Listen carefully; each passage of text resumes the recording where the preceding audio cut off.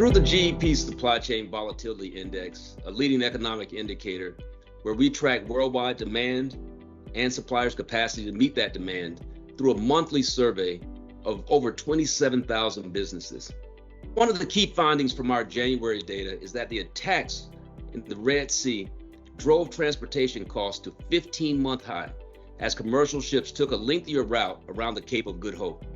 There was also a slight uptick in safety stockpiling, with businesses building up inventory due to supply or price fears.